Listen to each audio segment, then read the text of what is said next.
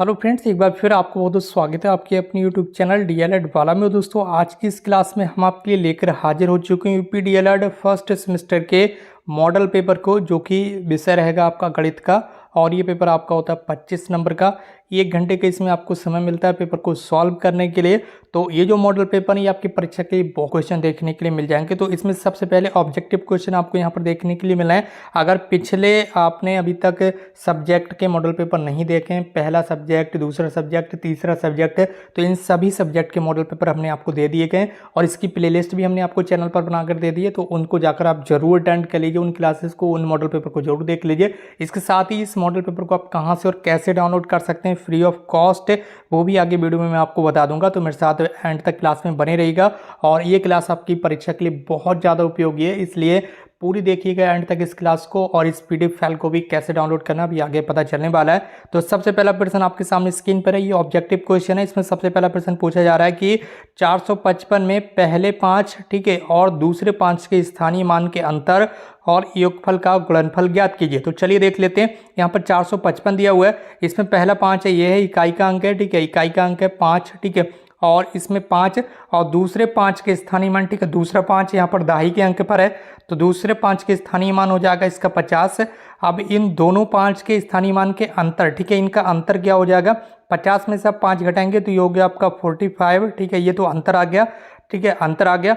अंतर और योगफल, ठीक है, योगफल इनका कितना होगा, अगर आप इन्हें जोड़ देंगे तो 50 और 5 कितना हो जाएगा, 55 हो जाएगा, ठीक है, तो ये हो गया आपका 55, ठीक है, कितना हो गया, ये हो गया आपका 55। अब अंतर और योगफल, इनका गुणनफल ज्ञात कीजिए। तो इनका आप गुणनफल कर देंगे तो 45 और 55, इन दोनों की आप गुणा करेंगे तो ये हो जाएगा आपका 2475। कितना हो जाएगा, 2475। तो ऑप्शन ए आपका बिल्कुल राइट आंसर हो जाएगा, ठीक है। आप गुणा करके देख लीजिएगा, 45 इंटू 50, ठीक है, ये आपका आ जाएगा 2475। तो इस तरह से प्रश्न संख्या 1 का राइट आंसर हो जाएगा 2475, ऑप्शन ए, ठीक है। इसी के साथ बढ़ रहे हैं अपने अगले प्रश्न की ओर। तो चलिए स्टार्ट करते हैं अगला प्रश्न आपका 0.06 और इंटू 0.04, ठीक है, इनका मान आपको यहाँ पर बताना है, ठीक है, 0.06 इंटू 0.4, ठीक है, इनकी गुणा करके आपको बताना है। तो गुणा कर दीजिए, कोई प्रॉब्लम नहीं। अभी आप ऐसे गुणा कर दीजिए कि यहाँ पर कोई पॉइंट ही नहीं है, ठीक है, इस तरह से आप गुणा कर दीजिए, कोई दिक्कत नहीं, ठीक है। तो ये हो जाएगा आपका 6 चौक 24, कितना आया आपका 6 चौक 24। अब आपको यहाँ पर पॉइंट भी लगाना है, तो आप देख लेंगे यहाँ से इकाई के अंक के बाद है पॉइंट, ठीक है, यानी कि 1 अंक के बाद है पॉइंट, और यहाँ पर भी 1 अंक के बाद है पॉइंट। तो दोनों जगह का आप काउंट कर लीजिए, इनको जोड़ लीजिए, 1 अंक के बाद इधर है और 1 अंक के बाद इधर है, ठीक है। तो आप टोटल कितना हुआ, 2 अंक के बाद है पॉइंट, ठीक है। कितने अंक के बाद है पॉइंट, 2 अंक के बाद। तो आप इधर से 2 अंक के बाद पॉइंट जो है वो लगा देंगे, 1 अंक और 2 अंक, ठीक है, यहाँ पर लगा देंगे पॉइंट। तो ये आ जाएगा आपका 0.24, ठीक है। तो इसे यहाँ अगर आप जीरो भी लगाएं तब भी इससे कोई फर्क नहीं पड़ता, इस साइड में आप कितना भी जीरो लगाएं इससे कोई फर्क नहीं पड़ता। तो आप लिख सकते हैं 0.24, ठीक है। तो आप देख सकते होंगे कहाँ पर इसका राइट आंसर, ये होगा आपका राइट आंसर 0.24, यानी कि ऑप्शन डी आपका राइट आंसर हो जाएगा, ठीक है। इस तरह से आप इसे सॉल्व कर सकते हैं। जब भी आप गुणा करें तो कुछ देर के लिए ये मान लें कि यहाँ पर पॉइंट है ही नहीं, ठीक है, कुछ देर के लिए मान लें। तो गुणा कर दें डायरेक्टली, 6 चौक आपका 24 हो गया। अब आप देख लें कि पॉइंट कहाँ पर था, तो 1 अंक के बाद इधर पॉइंट और 1 ही अंक के बाद इधर है, तो दोनों जगह का जोड़कर आप पॉइंट लगा देंगे। 2 अंक के बाद 1 अंक ये, 1 अंक ये, 2 अंक के बाद आप यहाँ पर लगा देंगे। तो 0.24 इसमें दिया हुआ है, ठीक है। तो ऑप्शन डी आपका राइट आंसर। बढ़ रहे हैं अपने अगले प्रश्न की ओर। और जितने भी नए भाई बहन हैं तुरंत चैनल को सब्सक्राइब कर लें और इस क्लास को शेयर जरूर करें अपने फ्रेंड्स के साथ, ताकि और भी भाई बहन यहाँ पर हमारे साथ जुड़ सके। प्रश्न संख्या 3 है, एक समांतर चतुर्भुज का जो क्षेत्रफल है वो 75 सेंटीमीटर दिया हुआ है, और यदि उसकी जो ऊंचाई है वो 7.5 सेंटीमीटर हो, ठीक है, कितनी, 7.5 सेंटीमीटर हो, तो उसका आधार सेंटीमीटर में क्या होगा। यहाँ पर आपको आधार पूछा जा रहा है, आधार आपको निकालना है, ठीक है। तो यहाँ पर समांतर चतुर्भुज का जो फॉर्मूला होता है वो क्या होता है, ठीक है, आधार गुणा ऊंचाई, ठीक है, आधार गुणा ऊंचाई, ठीक है। तो वो यहाँ पर ये क्षेत्रफल दिया हुआ है, ठीक है, समांतर चतुर्भुज का क्षेत्रफल क्या होता है, आधार गुणा ऊंचाई। तो क्षेत्रफल यहाँ पर दिया हुआ है, हमें आधार निकालना है, ठीक है, आधार निकाल तो ऊंचाई है, ऊंचाई को आप इधर बटे में ले आएंगे, ठीक है, इस तरह से 7.5, ठीक है, 75 बटे 7.5, ठीक है। तो आप इसे सॉल्व कर लेंगे, तो 75 बटे 7.5, 75, ठीक है, यहाँ पर ये हो गया आपका 75 बटे 7.5, ठीक है। ये आपका आधार निकल कर आ रहा है, क्या आ रहा है, आधार, ठीक है। तो यहाँ से आप पॉइंट हटाएंगे तो यहाँ ऊपर 0 पहुँच जाएगा, ये तो आपको पता ही होगा। अब 75 एकम डायरेक्टली 75, ठीक है, ये 75 कट गया, बच गया 0, तो 1 और 0 बचा यानी कि 10, ठीक है। आधार कितना आया आपका 10। ऑप्शन बी बिल्कुल राइट आंसर, ऑप्शन बी बिल्कुल राइट आंसर लगाएंगे आप ऑप्शन बी। इसका आधार कितना होगा 10 सेंटीमीटर। बढ़ना है अपने अगले प्रश्न की ओर। प्रश्न संख्या 4 आपके सामने स्क्रीन पर है।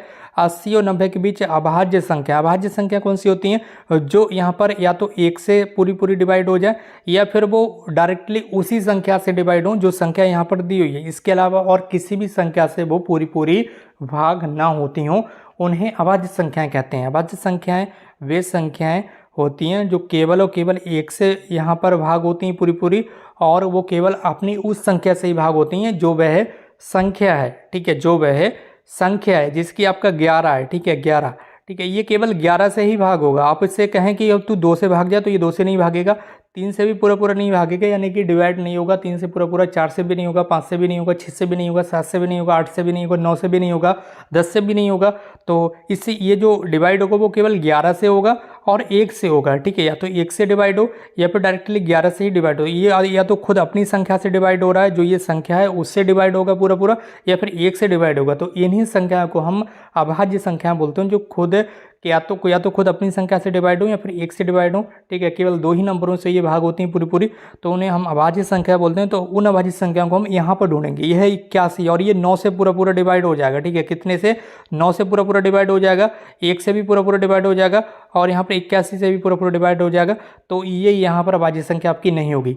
अभाज्य संख्या वह होगी जो केवल और केवल 1 से डिवाइड हो और जो संख्या यहाँ पर दी हुई है केवल उससे डिवाइड हो। अब ये तो 9 से भी भाग हो जा रही है, यानी कि 9 से डिवाइड हो जा रही, तो ये आपकी अभाज्य संख्या नहीं होगी। तो ऑप्शन ए तो आपका गया, ठीक है। इसी तरह से 83 तो अभाज्य संख्या हो जाएगी, लेकिन यहाँ पर जो 87 है ये आपका 3 से पूरा डिवाइड हो जाएगी, ठीक है, 3 से ये पूरा डिवाइड हो जाएगी। आप देख लें इस तरह से 3 दूनी आपका 6 हो गया, बच्चा आपका 8 में 6 गया 2 और यह 27, 3 नेम 27, ठीक है, ये पूरा डिवाइड हो रही है 3 से, ठीक है। तो ये भी आपकी अभाज्य संख्या नहीं होगी क्योंकि ये 3 से भी डिवाइड हो जाएगी और 1 से भी हो जाएगी और 87 से भी हो जाएगी, तो ये अभाज्य संख्या नहीं होगी। अब ऑप्शन आपका कौन सा बचा? ऑप्शन बचा आपका ऑप्शन सी केवल बचा है, क्योंकि इसमें तो कुछ है ही नहीं, तो आप लगा देंगे डायरेक्टली आंखें बंद करके सी ऑप्शन, ठीक है। ऑप्शन सी राइट आंसर हो जाएगा, क्योंकि यहाँ पर जो 83 है ये भी अभाज्य संख्या है और यहाँ पर जो 89 89 ये भी आपकी अभाज्य संख्या है। तो ये दो संख्या ऐसी हैं जो अभाज्य संख्या हैं, जो या तो 1 से डिवाइड होंगी या फिर खुद अपनी संख्या से ही डिवाइड होंगी, यानी है कि या तो ये 83 से डिवाइड होंगी 83 और 89 जो है वो 89 से डिवाइड होगी।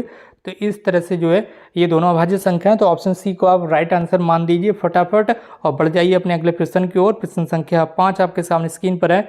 समुच्चय यहाँ पर दिए हुए हैं, ए के अवयव दिए हुए हैं 4 5 6 और बी के अवयव यहाँ पर दिए हुए हैं यहाँ पर 2 3, ठीक है। तो यहाँ पर ए के अवयव भी दिए हुए हैं 4 5 6, ठीक है, 4 5 6 यहाँ पर ए के अवयव दिए हुए हैं और बी के अवयव दिए हुए हैं यहाँ पर 2 और 3, ठीक है, 2 और 3, ठीक है। यहाँ पर पूछा गया ए यूनियन बी का मान यहाँ पर आपको बताना है। तो ए यूनियन बी की वैल्यू आपको यहाँ पर फाइंड आउट करना है। तो ए यूनियन बी में क्या होता है, यहाँ पर जितने भी अवयव दिए हों उन सभी को आपको लिखना है, ठीक है। लेकिन जो दोनों में अगर कॉमन दिया हुआ है तो कॉमन को केवल एक ही बार आपको लिखना है, ठीक है। जैसे कि यहाँ 2 दिया हुआ है, यहाँ 2 नहीं है तो आप 2 को भी लिख लेंगे। यहाँ 3 है दिया हुआ, यहाँ 3 नहीं, फिर भी आप इसे लिख लेंगे, ठीक है।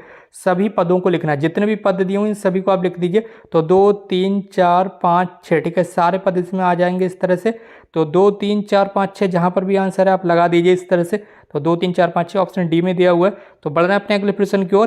प्रश्न संख्या अब आपका आ चुका है 6 और यहाँ से लघु उत्तरीय प्रश्न स्टार्ट हो चुके हैं। अब आपको हम यहाँ पर बता देते हैं, ये जो मॉडल पेपर है इसकी जो PDF फाइल है वो हमारे टेलीग्राम ग्रुप पर आपको दे दी गई है और टेलीग्राम ग्रुप की लिंक इस वीडियो के कमेंट बॉक्स में है। तो फटाफट जाकर आप वहाँ से डाउनलोड कर सकते हैं इस PDF फाइल को, लेकिन पहले क्लास को पूरा एंड तक कंप्लीट देख कर जाइए, तभी आपके समझ में आएगा, क्योंकि यहाँ पर सारी चीज़ें डिटेल में नहीं है PDF फाइल में, ठीक है, शॉर्ट में है। तो अगर आप पूरा देख कर जाएंगे तो बाद में इसे खुद से आप सॉल्व कर सकते हैं आसानी से। तो चलिए बढ़ते हैं अपने अगले प्रश्न को। प्रश्न संख्या 6 है। तो इस क्वेश्चन को सबसे पहले देख लेते हैं। किसी गांव में पुरुषों की जो संख्या है वो 6 + y, यहाँ पर दिया हुआ है 6xy, ठीक है, 6xy प्लस 5y² दिया हुआ है, 5y² और -8z, ठीक है। ये यहाँ पर पुरुषों की जनसंख्या दी हुई है। जो पुरुषों की जनसंख्या, महिलाओं की जनसंख्या यहाँ पर दी हुई है 2x, ठीक है, 2x प्लस xy, ठीक है, प्लस xy और -2y, ठीक है। ये यहाँ पर महिलाओं की जनसंख्या दी हुई है, ठीक है, माइनस का 2y है ये।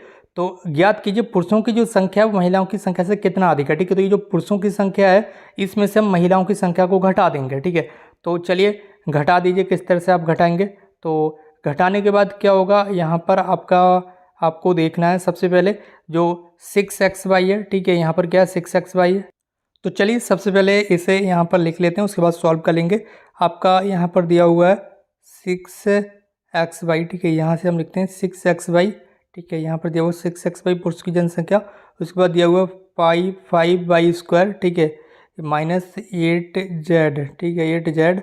अब यहाँ से हम घटा देंगे। ठीक है, जो यहाँ पर महिलाओं की संख्या ये घटा देंगे। ये आपका 2x प्लस ये है आपका xy और माइनस का 2y। ठीक है, ये क्या है माइनस का 2y। ठीक है, अब इसे सॉल्व कर लेंगे तो हो जाएगा आपका 6xy। ठीक है, 6xy plus 5y² minus 8z। ठीक है, -8z और माइनस प्लस ये हो जाएगा आपका माइनस। ठीक है, क्या हो जाएगा माइनस, और यहाँ पर आप जाएगा आपका 2x। ठीक है, 2x और माइनस प्लस माइनस xy। ठीक है, -xy और माइनस ये हो जाएगा गुणा में आपका प्लस 2y। ठीक है, 2y।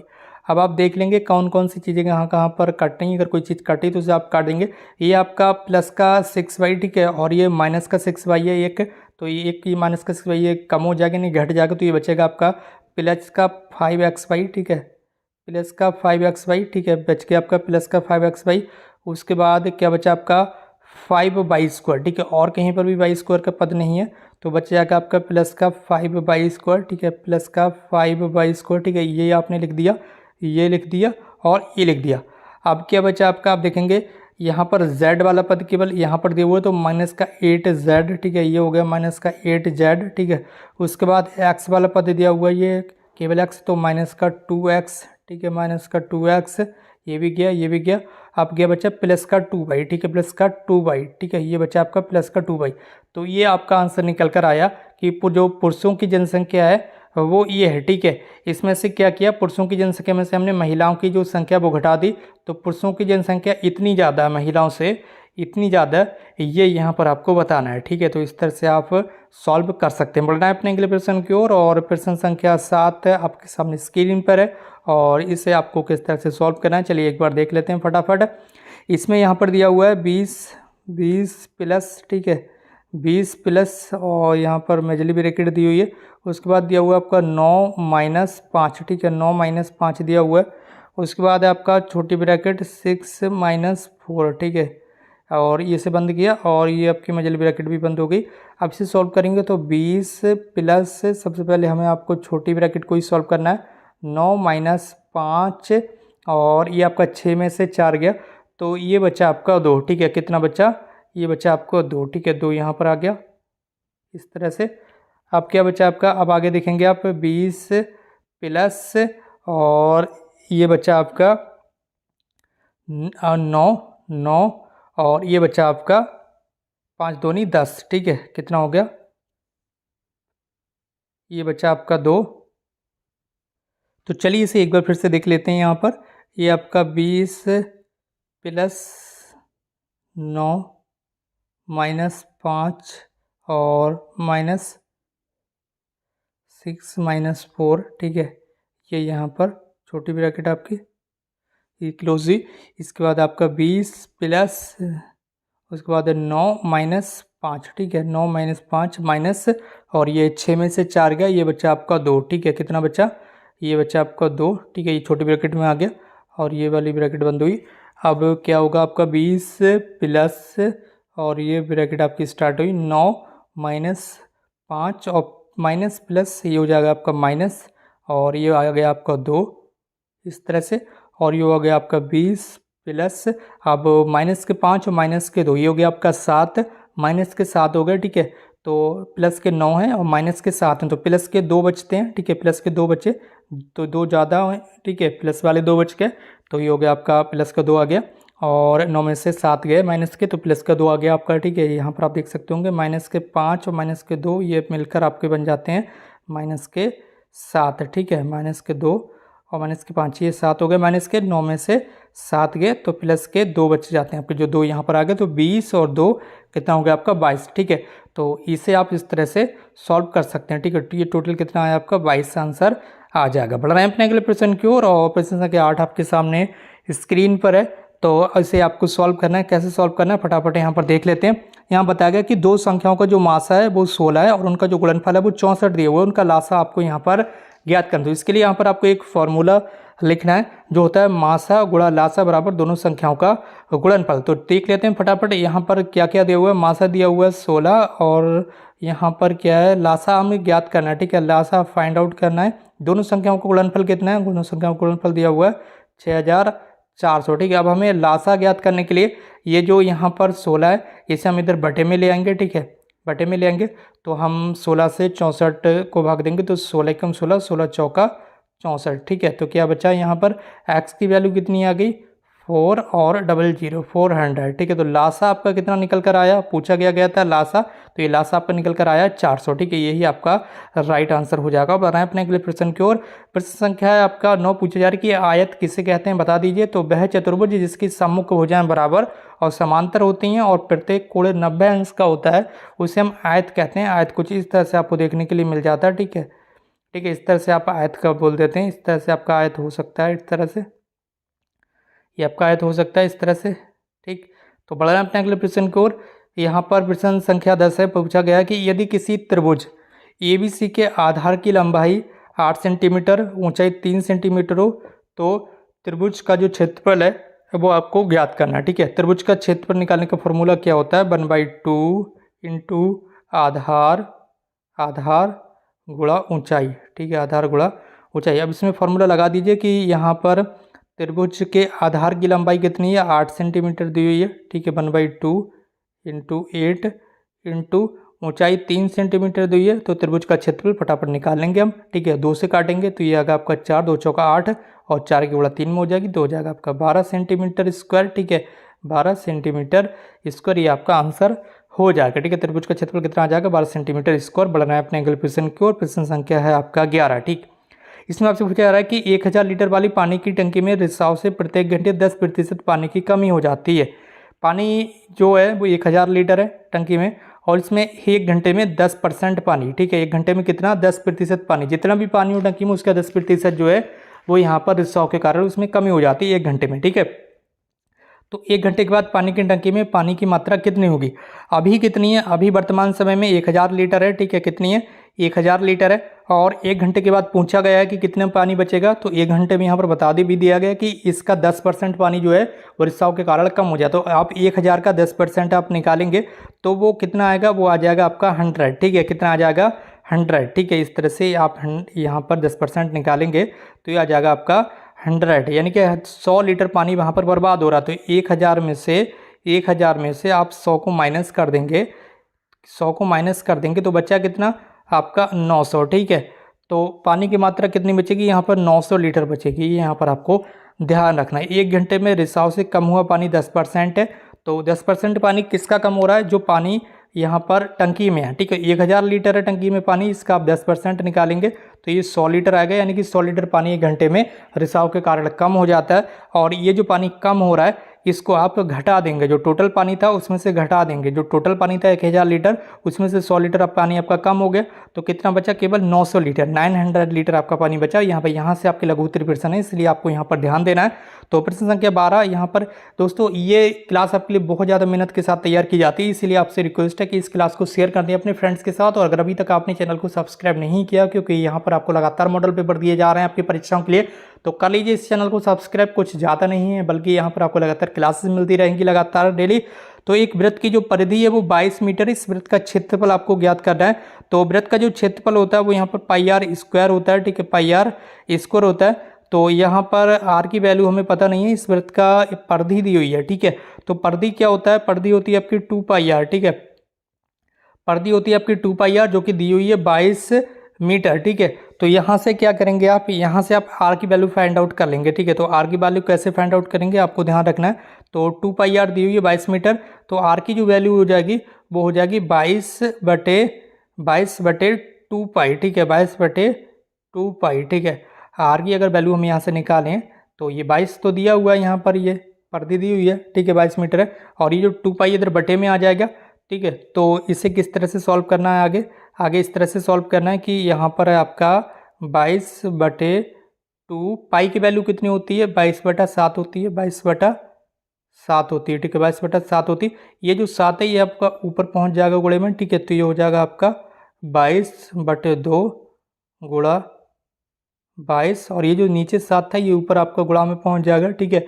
तो ये 22 से 22 का टर्म, ठीक है, यानी कि कट गया, बचा कितना आपका 7/2, ठीक है। आर की वैल्यू कितनी आई, आर की वैल्यू आप यहाँ पर लिख लीजिए, आर की वैल्यू आई है आपकी 7/2, ठीक है।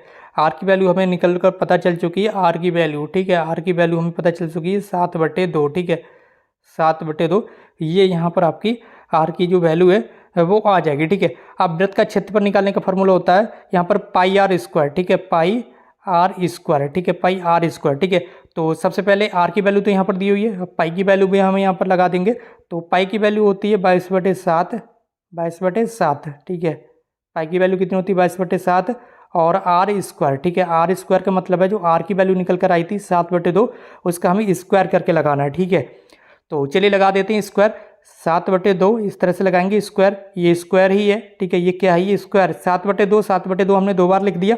चाहे आप इस तरह से ब्रैकेट के ऊपर स्क्वायर लगा दें, चाहे उस तरह से लिखते हैं जैसे मैंने लिखा है, सेम बात होगी, ठीक है। तो 7 से काटेंगे तो 7 कट गया, और 2 से काटेंगे तो यहाँ पर कितना आया, 11 दूनी 22 हो गया।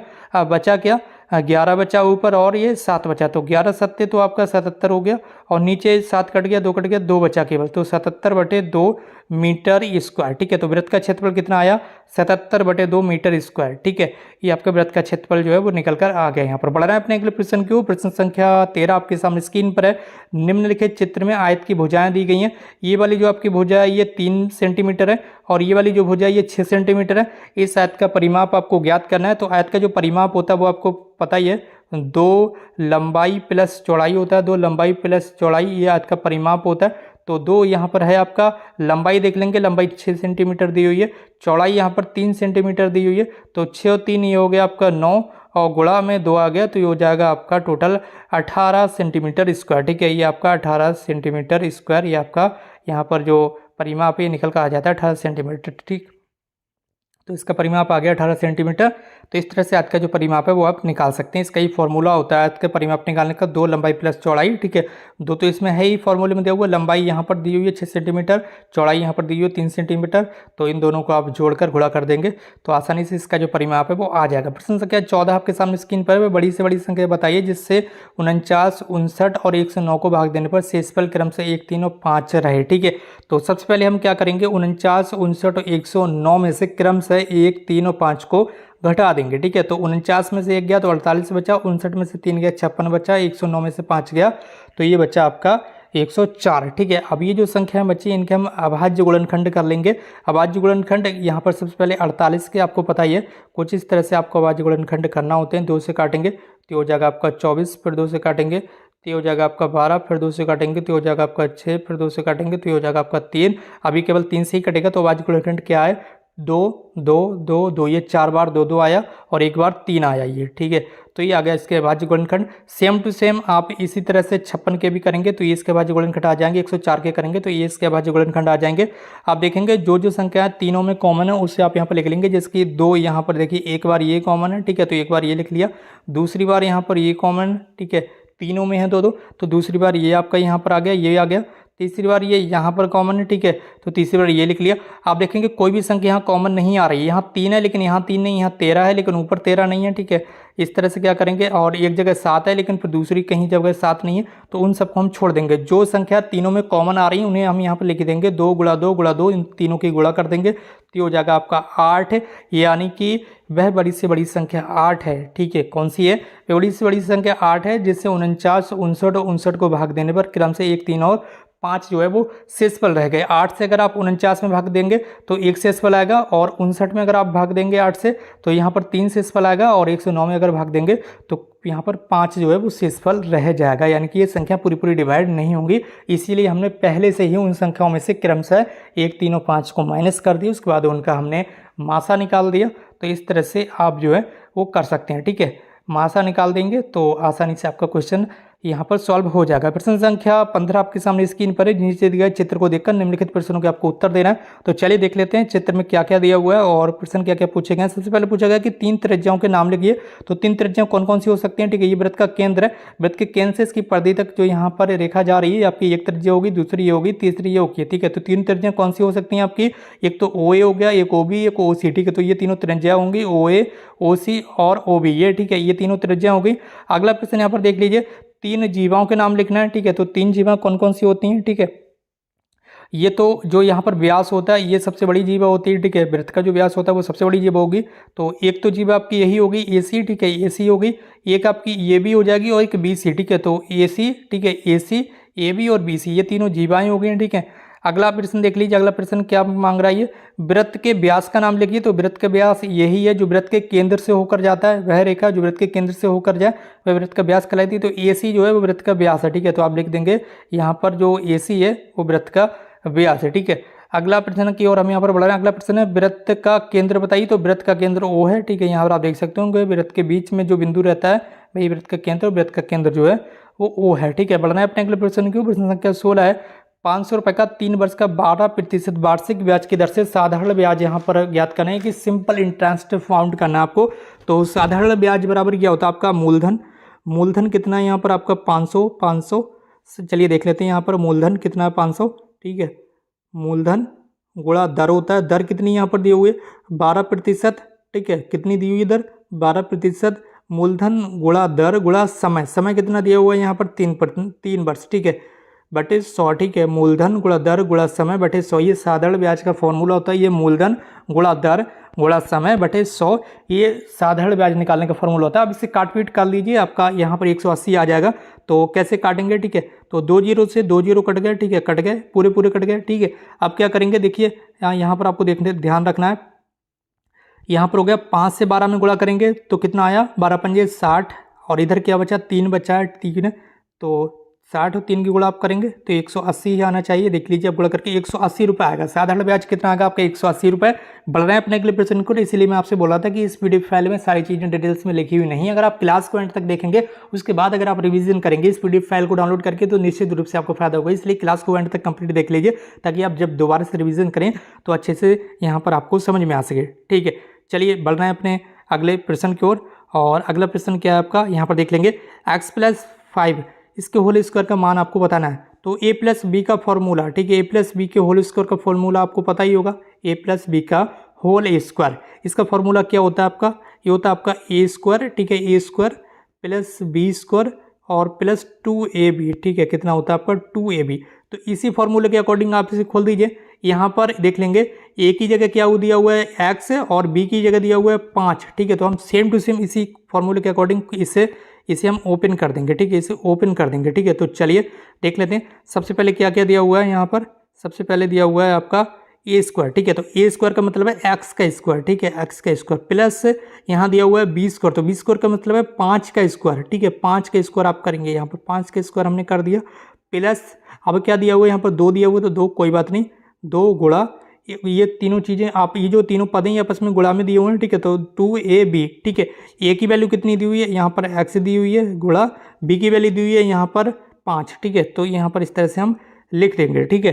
तो आप देख लेंगे ये क्या आया आपका x² प्लस ये 5 का स्क्वायर करेंगे तो ये हो जाएगा आपका 25 प्लस और 2 की गुणा x में करेंगे 2x इंटू 5, तो ये जाएगा 2 पंजे 10x, ठीक है। तो यही आपका राइट आंसर हो जाएगा। आप चाहें तो इस तरह से इसे सही से लिख सकते हैं, x वाले पद एक तरफ, जैसे कि x² प्लस 10x प्लस 5, ठीक है, 25 इस तरह से लिख सकते हैं आप इसे। तो x² प्लस 10x प्लस 25 ये आपका राइट आंसर हो जाएगा। इस तरह से आप इसे सॉल्व कर सकते हैं। यहाँ पर फॉर्मूले को तहत आपको बस ओपन कर देना था जो यहाँ पर दिया हुआ है। बाकी अगला प्रश्न आपके सामने स्क्रीन पर है। अगले प्रश्न में आपसे पूछा जा रहा है कि बताइए अभाज्य तथा संयुक्त रेखाएं किन्हें कहते हैं, ठीक है। रेखाएं नहीं, संख्याएं कैसे कहते हैं, यहाँ पर ये पूछा गया, ध्यान रखना आपको। अभाज्य तथा संयुक्त संख्याएं किन्हें कहते हैं? तो अभाज्य संख्या कौन सी होती है? वे संख्याएं जिनमें उस संख्या के अतिरिक्त केवल एक का पूरा पूरा भाग जाता है, जिसकी वीडियो की स्टार्टिंग में ही यहाँ पर आपको पहला या दूसरा क्वेश्चन देखने के लिए मिला था कि उसमें अभाज्य संख्याएं पूछी गई थी। तो अभाज्य संख्याएं वह होती हैं जो केवल एक से पूरी पूरी भाग जाएं और उस संख्या से केवल पूरी पूरी भाग जाएं जो वो संख्या दी हुई है, ठीक है। तो अन्य किसी संख्या का पूरा पूरा भाग नहीं जाता है तो उन्हें आप अभाज्य संख्या कह देते हैं, जैसे कि 2 हो गया, 3 हो गया, 5 हो गया, 7 हो गया, 11 हो गया, 13 हो गया, इसी तरह से आगे तक ये अभाज्य संख्याएं चली जाती है। 9 आपकी अभाज्य संख्या इसलिए नहीं होती कि 9 जो है एक तो 9 से कट जाएगी, 1 से भी कट जाएगी और ये इधर 3 से भी पूरी पूरी कट जाएगी, इसलिए 9 अभाज्य संख्या नहीं होती है, ठीक है। 11 अभाज्य संख्या होती है, 13 होती है अभाज्य संख्या, इस तरह से 17 होती है, 19 होती है, ठीक है। 21 नहीं होती क्योंकि वह 3 से भी कट जाती है, 7 से भी कट जाती है, तो ये आपकी अभाज्य संख्या होती हैं। अब यहाँ पर पूछा गया संयुक्त संख्या, ठीक है। तो सबसे पहले अभाज्य संख्याओं के बारे में यहाँ थोड़ा सा और ध्यान दें विद्यार्थी कि विषम संख्याओं में 9 और 15 भी आती हैं, लेकिन अभाज्य संख्याओं में उन्हें काउंट नहीं किया जाता है क्योंकि 9 और 15 इन संख्याओं में क्रमशः 9 और 15 जो है क्रमशः 3 और 5 से भी पूरी पूरी विभाजित हो जाती हैं, तो 9 और 15 अभाज्य संख्याओं में आप नहीं लिखेंगे।